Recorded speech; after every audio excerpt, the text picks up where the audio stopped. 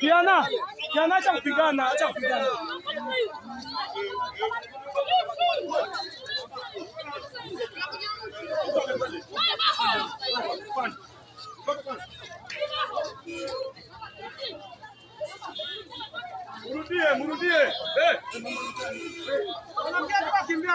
Murudie.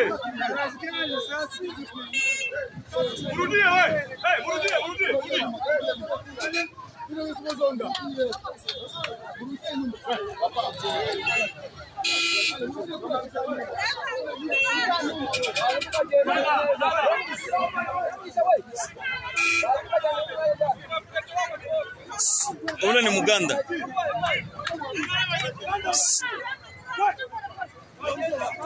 Batavuka.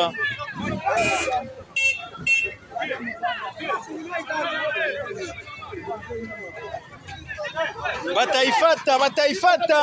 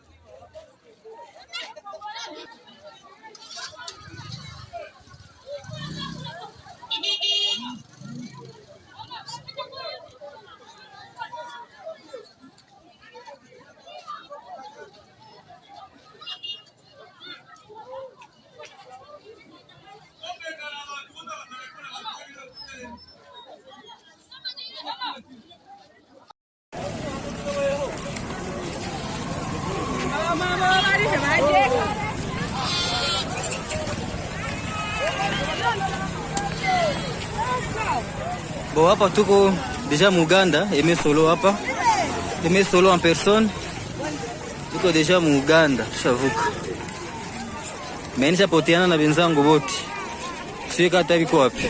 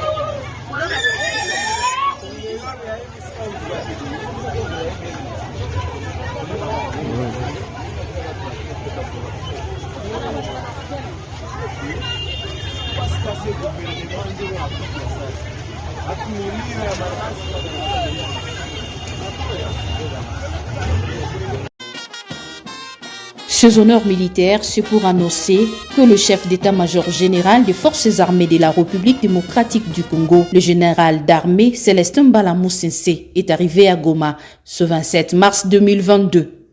Cette haute autorité des armées congolaises vient de Bunia, en province de l'Ituri, où il a séjourné depuis le 23 mars de cette même année, dans le cadre d'une mission d'évaluation de l'état des sièges, avant de se rendre pour un bref séjour en ville de Beni, dans la province du Nord Kivu.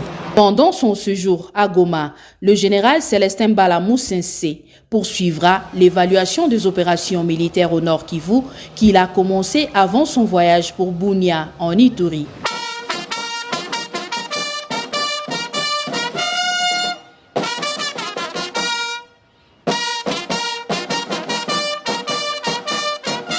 À l'aéroport international de Goma, accompagné du commandant de la 3e zone de défense, il a été accueilli par le comité restreint de sécurité du Nord Kivu. Peu avant son arrivée à Goma, le gouverneur militaire du Nord Kivu, le lieutenant-général Constant Dimakomba, est arrivé à bord de son hélicoptère VIP lui doté par le président de la République, son Excellence Félix Antoine Tshisekedi, en provenance de Beni, après un séjour de travail. Il faut noter la présence à l'aéroport international de Goma du vice-gouverneur du Nord Kivu, du commandant de la 34e région militaire, celui du 33e groupement naval, le commandant des forces aériennes, mais aussi d'autres autorités civiles et militaires, sans oublier le service non apparent.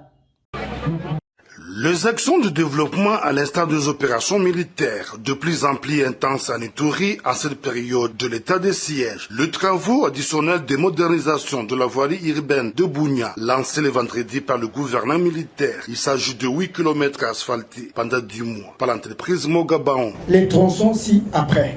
Athénée et Régie des eaux, 2 km. Yambi Mbandaka, 3 km. Parquet rond-point 0, 1 km. Dépôt mairie 1 km, aéroport boucle hôtel exécutif 1 km, pont anglais 15 mètres, ainsi que la construction du pont anglais sur l'avenue de l'école. Le responsable de l'entreprise Joseph Akilimali déclare avoir déployé un important dispositif de machines pour ces travaux. Tel que je vous parle ici, il y a une usine d'asphaltage qui est en train d'être chargée sur les bateaux. En Inde, il y a un concasseur qui est en train d'être chargé 0 km au niveau de Turquie. Donc toutes les batteries sont mises en marche. Nous, on n'attend pas l'argent de l'État pour faire, on les fait par amour du pays. Ces travaux sont financés par le gouvernement central après le lobbying de la première dame Denise Nyakero lors de son passage à Bunia, a dit le gouverneur militaire, le lieutenant-général Boyanka Chomadjouni. C'est le gouvernement central qui a donné les moyens, et pour Riga Barrière et pour ici. Vous ne pouvez pas parler de la sécurité et ne pas parler du développement. Et puis en termes de perception, l'image que cette ville donne. Quelque part, il faut aussi le beau. Ça facilite aussi la fluidité. Que Dieu Tout-Puissant bénisse tous ses travaux et le fasse couronner de tout succès qui vient de lui, au nom du Père et du Fils et du Saint-Esprit. Amen. Les habitants de Bunia se disent heureux de voir l'administration militaire poursuivre la modernisation de la voirie urbaine de Bunia, en plus des opérations de traque de groupes armés. 8 km ça bientôt c'est peli, mais tout le monde se bat qui s'est plus à 20, 50 et ça la vie bien la population à Bunia. Pousser peser belé, ça liba bien pas bon là. Pour toute la population iturienne, c'est de soutenir l'état de siège. Inutile de polémiquer. Le travaux d'asphaltage de ces 8 km viennent s'ajouter